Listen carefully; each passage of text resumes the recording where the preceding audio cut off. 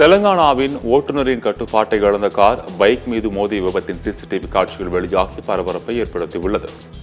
தெலங்கானா மாநிலம் ஹைதராபாத்தில் சைக்கியபுரியில் சாலையில் கார் ஒன்று சென்று கொண்டிருந்தது. அப்போது ஓட்டுநரின் கட்டுப்பாட்டை இழந்த கார் சாலையில் சென்ற இருசக்கர வாகனத்தின் மீது மோதியது. இந்த விபத்தில் வாகன ஓட்டி மற்றும் சிறுவன் நல்வாய்ப்பாக உயிர் தப்பினர். இது தொடர்பாக வழக்கு பதிவு செய்த போலீசார் விசாரணை மேற்கொண்டு வருகின்றனர். தற்போது விபத்து தொடர்பான சிசிடிவி காட்சிகள் வெளியாகி பரபரப்பை ஏற்படுத்தியுள்ளது.